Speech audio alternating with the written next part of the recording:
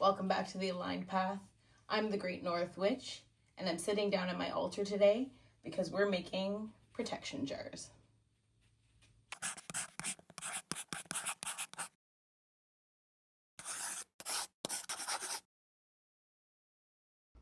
Protection jars are one of the simplest forms of spell work, but don't confuse simple for weak. Every layer in this jar carries intention, and every ingredient has its purpose.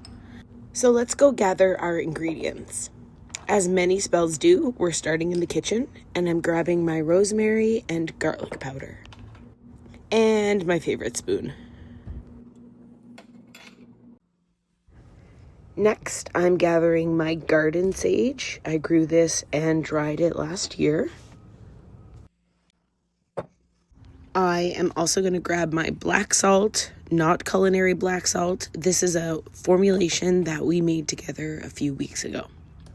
That's all the ingredients I need from upstairs. Let's head to my altar. From my magical cabinet, I'm grabbing thorns. You can use any thorns that you've gathered. If you don't have thorns, you could also use sewing needles or pins. And you need some sort of small jar or vessel. You can probably find these at your local dollar store. They're really cute little jars with corks. You will need a black candle to seal your jar. If you don't have black, you can use white or any other color that feels like it's calling to you, but traditionally black is the color for protection. Now I'm just setting up my altar space with my spell ingredients. I like to use these little trays because I often spill my ingredients. Pour some out for the homies, you know? Okay, we are all set. You can also add in anything that calls to you. So I'm grabbing this cute little piece of black tourmaline, and I'm going to put that in my jar as well. But before I start spell crafting, I like to do my opening ritual at my altar. I light my candle, I fill my little jar with new moon water. If you are Wiccan or just want a little extra protection, this is where you would also cast your circle. Our first step will be to cleanse our small jar. I'm going to use a little piece of my garden sage. You can use any incense. You can also use a bell to cleanse inside the jar. That's called sound cleansing, but I am going to do smoke cleansing, just lighting this tiny little piece of herb on fire and using the smoke inside the jar to cleanse and purify the space.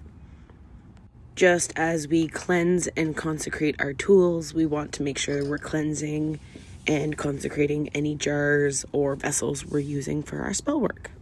My first layer is going to be my homemade black salt. This is a combination of crushed eggshell, crushed black pepper, and the ashes gathered from burned protective herbs.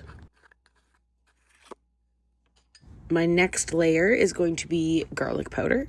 You could use dried cloves of garlic or even a moist clove of garlic, fresh, but that means your jar may rot over time.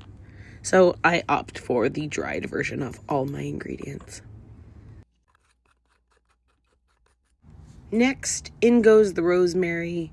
These ingredients don't have to go in a particular order. I'm just choosing the order that feels right for me, feels aesthetically pleasing, and just works with the ingredients that I'm using.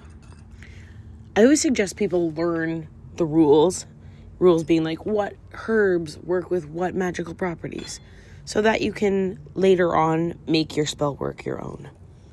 I'm adding in a small leaf of my homegrown garden sage. It's my most favorite protective herb. I'm adding in my black tourmaline. You could use any black crystal or even a quartz crystal. And the last ingredient I'm putting in my protection jar are some thorns. These are thorns I gathered from my hawthorn bush. Like I said, you could also use sewing needles or pins, but I prefer to keep most of my ingredients as natural as possible, unless I'm casting a curse. You can pick out the thorns that call to you, or just shake them and allow them to choose who wants to volunteer for this project. Because spell jars are so simple, they're very popular on social media, and then people tend to think they're not as impressive or strong, but man, they really pack a punch. Look at all those ingredients. Once our ingredients are layered within our jar, we're going to use the wax of a black candle to seal in the intention. This is one of my favorite parts about making spell jars. I love seeing how the wax kind of creates a little art piece on the outside of the jar. Protection jars are so great. You can tuck them in your purse, carry them in your pocket, place them at your front door or in your kitchen. Spell jars of any type are a great place for a beginner witch to start their journey. They're accessible, customizable, and a great way to carry your intentions with you wherever you go. Thank you so much for joining me today. If you have any questions, leave them in the comments. Make sure to subscribe, and I hope to see you again on the Aligned Path.